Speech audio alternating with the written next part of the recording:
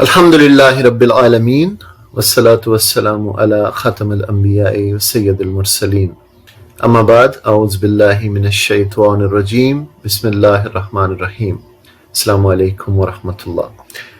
ہمارے آج کی فہم قرآن کلاس کا موضوع ہے صراط الذین انعمت علیہم۔ یہ وہ دعا ہے جو ہم اللہ سے ہر نماز میں، سورہ فاتحہ میں، ہر نماز کی ہر رکعت میں مانگتے ہیں۔ اہدنا الصراط المستقیم، کہ اللہ ہمیں سیدھا راستہ دکھا۔ صراط الذین انعمت علیہم، ان لوگوں کا راستہ جن پر تو نے انعام فرمایا۔ غیر المغضوب علیہم ولا الضالین، جن پر تیرا غضب نہیں ہوا اور جو بھٹکے ہوئے نہیں ہیں۔ تو آج ہم اس پر بات کریں گے کہ صراط الذین انعمت علیہم سے کیا مراد ہے، یعنی وہ کون لوگ ہیں جن پر اللہ نے انعام فرمایا ہے اور ان کا راستہ کیا ہے جس پر چلنے کی ہم دعا مانگتے ہیں اپنی ہر نماز کی ہر رکعت میں، اور یہی راستہ صراط المستقیم ہے، یعنی سیدھا راستہ ہے۔ یعنی ہم اللہ تعالیٰ سے اس راستے پر چلنے کی دعا مانگتے ہیں جس پر ہمیشہ سے اللہ کے منظور نظر لوگ چلتے رہے ہیں، اور یہ وہ بے خطا راستہ ہے کہ قدیم ترین زمانہ سے آج تک اور قیامت تک جو شخص اور جو گروہ بھی اس پر چلا اور چلے گا وہ اللہ کے انعامات کا مستحق ہوگا اور اللہ کی نعمتوں سے مالا مال ہو کے رہے گا۔ اب قرآن حکیم کی جو وضاحت ہے اس کے مطابق ہمیں اس کا جواب ملتا ہے کہ یہ منعم علیہ لوگ کون ہیں، جن پر اللہ نے انعام فرمایا، یہ کون لوگ ہیں؟ تو یہ لوگ انبیاء ہیں، صدیقین ہیں، شہداء ہیں اور صالحین ہیں۔ سورہ نساء کی آیت ہے آپ کے سامنے، وَمَن يُطِعِ اللَّهَ وَالرَّسُولَ، جو لوگ اللہ اور رسول صلی اللہ علیہ وسلم کی اطاعت کریں گے، فَأُولَئِكَ مَعَ الَّذِينَ أَنْعَمَ اللَّهُ عَلَيْهِمْ، تو وہ ان لوگوں کے ساتھ ہوں گے الَّذِينَ أَنْعَمَ اللَّهُ عَلَيْهِمْ، جن پر اللہ نے انعام فرمایا ہے۔ وہ کون لوگ ہیں؟ من النبیین والصدیقین والشہداء والصالحین، یہ انبیاء ہیں، نبیین سب سے پہلے انبیاء ہیں، والصدیقین اور صدیقین ہیں، والشہداء اور شہداء ہیں، والصالحین اور صالحین ہیں، وحسن اولئک رفیقا، اور کیسے اچھے رفقا ہیں جو کسی کو میسر آئیں۔ ذالک الفضل من اللہ، یہ حقیقی فضل ہے اللہ کی طرف سے، وکفا باللہ علیما، اور حقیقت جاننے کے لیے بس اللہ ہی کا علم کافی ہے۔ دیکھیں یہاں ہمیں یہ جواب ملتا ہے کہ منعم علیہ لوگ کون ہیں۔ تو سب سے پہلے انبیاء ہیں، صدیقین ہیں، شہداء ہیں اور صالحین ہیں۔ تو گویا 4 قسم کے لوگوں کا یہاں تذکرہ آیا ہے۔ جن لوگوں پر اللہ کا انعام ہوا، یہ وہ لوگ نہیں ہیں جنہیں مال و دولت یا حشمت و جاہ اور اقتدار کی فراوانیاں حاصل ہیں، بلکہ قرآن حکیم کے مطابق یہ 4 قسم کے وہ لوگ ہیں جن پر اللہ نے انعام فرمایا ہے، اور یہ ہیں وہ جو انسانیت کے ماتھے کا جھومر ہیں اور سر کے تاج ہیں، انسانیت کے چھانٹے ہوئے لوگ، چنے ہوئے بہترین لوگ، جن کو اللہ نے چن کر چھانٹ کر جن سے جنت کا معاشرہ بنانا ہے، اور جنت کا معاشرہ ان لوگوں کا معاشرہ ہے۔ یہ لوگ ہمارے آئیڈیل ہونے چاہیے۔ یہ جھوٹ اور منافقت ہے کہ انسان ہر نماز میں دعا تو ان لوگوں کے راستے پر چلنے کی مانگے اور چلے ظالموں، فاسقوں، فاجروں اور اللہ کے نافرمانوں کے راستے پر، یعنی اس کا عمل اس کے بالکل برعکس ہو۔ اب خود سوچئے کہ کیا ظلم، دھوکہ دہی، جھوٹ، خیانت، کفر و شرک کا راستہ ان لوگوں کا راستہ ہے؟ ان لوگوں کا راستہ تو ایمان اور عمل صالح کا راستہ ہے، حق سچ کا راستہ ہے، رب کا راستہ ہے، خدا خوفی کا راستہ ہے، اور اللہ کی مکمل اطاعت اور فرما برداری کا راستہ ہے۔ تو دیکھیں ہماری دعا کا جواب ہمیں اسی آیت میں یوں مل جاتا ہے کہ اگر منعم علیہ لوگوں کے راستے پر چلنا ہے، اگر ان لوگوں کے راستے پر چلنا ہے جن پہ اللہ نے انعام فرمایا، تو کیا کرو؟ اللہ اور اللہ کے رسول صلی اللہ علیہ وسلم کی اطاعت کا راستہ اختیار کرو، کیونکہ فرمایا گیا وَمَن يُطِعِ اللَّهَ وَالرَّسُولَ، جو اللہ کی اطاعت کرے گا اور رسول صلی اللہ علیہ وآلہ وسلم کی اطاعت کرے گا۔ تو یہ اللہ اور اللہ کے رسول کی اطاعت کا راستہ، یہ ہے ان لوگوں کا راستہ جن پہ اللہ نے انعام فرمایا ہے۔ تو گویا انسانیت میں جن لوگوں کی اطاعت کی جانی چاہیے وہ انبیاء اور رسول ہیں، جیسا کہ سورہ نساء میں فرمایا گیا کہ وَمَا أَرْسَلْنَا مِن رَسُولٍ إِلَّا لِيُطَاعَ بِإِذْنِ اللَّهِ، کہ ہم نے جو رسول بھی بھیجا ہے اسی لیے بھیجا ہے لِيُطَاعَ بِإِذْنِ اللَّهِ، تاکہ اللہ کے حکم کی وجہ سے، اذن خداوندی، اللہ کے اذن کی بنا پر یطاع اس کی اطاعت کی جائے۔ اور سورہ نساء ہی میں فرمایا گیا، آپ دیکھیں وَأَرْسَلْنَاكَ لِلنَّاسِ رَسُولًا، نبی صلی اللہ علیہ وآلہ وسلم سے خطاب ہے کہ اے محمد صلی اللہ علیہ وسلم، ہم نے آپ کو لوگوں کے لیے رسول بنا کر بھیجا ہے۔ وَكَفَى بِاللَّهِ شَهِيدًا، اور اس پر اللہ کی گواہی کافی ہے۔ مَن يُطِعِ الرَّسُولَ فَقَدْ أَطَاعَ اللَّهَ، جس نے رسول صلی اللہ علیہ وآلہ وسلم کی اطاعت کی اس نے دراصل اللہ کی اطاعت کی، چونکہ آپ صلی اللہ علیہ وسلم کی اطاعت اللہ کی اذن کی بنا پر ہے، تو گویا آپ صلی اللہ علیہ وسلم کی اطاعت کرنا ہی اللہ کی اطاعت کرنا ہے۔ تو دیکھیے وَمَن يُطِعِ اللَّهَ وَالرَّسُولَ، فرمایا گیا جو لوگ اللہ اور رسول صلی اللہ علیہ وسلم کی اطاعت کریں گے وہ ان لوگوں کے ساتھ ہوں گے جن پر اللہ نے انعام فرمایا ہے۔ اب ہم ذرا تفصیل سے بات کرتے ہیں کہ جن کے راستے پر چلنے کی ہم ہر نماز کی ہر رکعت میں دعا کرتے ہیں وہ لوگ کون ہیں؟ تو سب سے پہلے انبیاء اور رسول ہیں، اور اس میں کسی شک و شبہ کی کوئی گنجائش نہیں کہ انسانیت کے بلند ترین مرتبے والے لوگ انبیاء و رسول علیہ السلام ہیں، جن کو اللہ نے نبوت و رسالت کے لیے چنا۔ دوسرے نمبر پہ صدیق ہیں۔ صدیق صدق سے مبالغے کا صیغہ ہے، یعنی جو بہت سچا ہو، جو جملہ امور دین کی تصدیق کرنے والا ہو اور کبھی کسی معاملے میں خلجان اور شک اس کے دل میں پیدا نہ ہو۔ وہ شخص جو نہایت راست باز ہو، جس کے اندر سچائی اور حق پرستی کمال درجہ پر ہو، جو اپنے معاملات اور برتاؤ میں ہمیشہ سیدھا اور صاف طریقہ اختیار کرے، جب ساتھ دے تو حق اور انصاف ہی کا ساتھ دے اور سچے دل سے دے، اور جس چیز کو حق کے خلاف پائے اس کے مقابلہ میں ڈٹ کر کھڑا ہو جائے اور ذرا کمزوری نہ دکھائے، جس کی سیرت ایسی ستھری اور بے لوث ہو کہ اپنے اور غیر کسی کو بھی اس سے خالص راست روی کے سوا کسی دوسرے طرز عمل کا اندیشہ نہ ہو، تو ایسا شخص صدیق ہے۔ پھر درجہ آتا ہے شہید کا۔ شہید کے اصل معنی ہے گواہ، شہادت پتہ ہے آپ کو۔ اس سے مراد وہ شخص ہے جو اپنے ایمان کی صداقت پر اپنی زندگی کے پورے طرز عمل سے شہادت دے، اور اللہ کی راہ میں لڑ کر جو لوگ جان دیتے ہیں ان کو بھی شہید اسی وجہ سے کہا جاتا ہے کہ وہ جان دے کر ثابت کر دیتے ہیں کہ جس چیز پر وہ ایمان لائے تھے اسے واقعی سچے دل سے حق سمجھتے تھے اور اسے اتنا عزیز رکھتے تھے کہ اس کے لیے جان قربان کرنے سے بھی انہوں نے دریغ نہ کیا۔ ایسے راست باز لوگوں کو بھی شہید کہا جاتا ہے جو اس قدر قابل اعتماد ہوں کہ جس پر وہ شہادت دیں اس کا صحیح و برحق ہونا بلا تعمل تسلیم کر لیا جائے۔ پھر صالحین۔ صالح سے مراد وہ شخص ہے جو اپنے خیالات میں، عقائد میں، اپنی نیت، ارادوں میں اور اپنے اقوال و افعال میں راہ راست پر قائم ہو، اور جس کے ہر عمل اور ہر حرکت سے اس کی نیکی ظاہر ہوتی ہو، اور فی الجملہ اپنی زندگی میں یعنی مجموعی طور پہ اپنی زندگی میں نیک رویہ رکھتا ہو۔ تو دیکھیں اس آیت میں اللہ تعالیٰ نے مومنین کو 4 قسموں میں تقسیم فرمایا اور ہر ایک کے لیے درجات مقرر فرمائے۔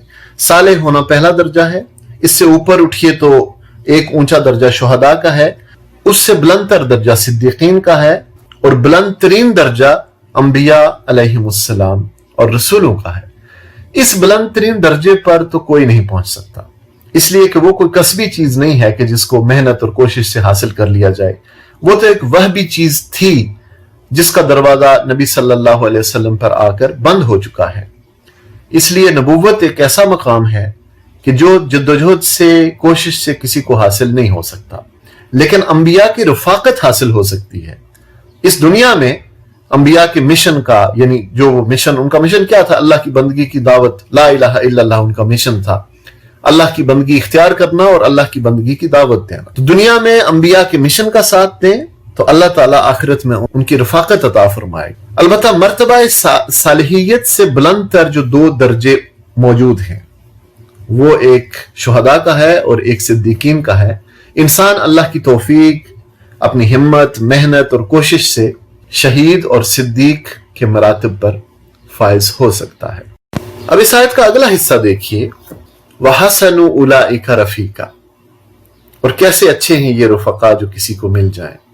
تو دیکھیں جو شخص اللہ اور रसूल सल्लल्लाहु अलैहि वआलिहि वसल्लम की बसर व चश्म इताअत करता हो, इस आयत में उसे इन 4 किस्म के लोगों की रफाकत की खुशखबरी दी गई, इस बात के साथ कि वह हसनु उलाइका रफीका, ये कितने अच्छे रफका हैं जो किसी को मिल जाएं।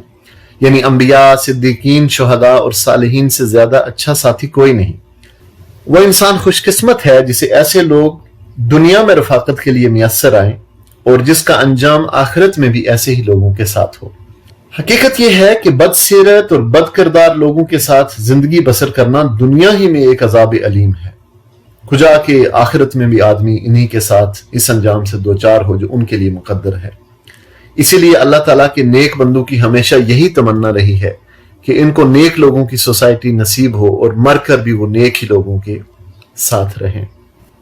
चुनांचे सही बुखारी में तरीके मुतवातिरा के साथ सहाबा किराम की एक बड़ी जमात से मनकूल है कि रसूलुल्लाह सल्लल्लाहु अलैहि वसल्लम से दरियाफ्त किया गया कि इस शख्स का क्या दर्जा होगा जो किसी जमात से मोहब्बत और ताल्लुक रखता है मगर अमल में इनके दर्जा को नहीं पहुंचा।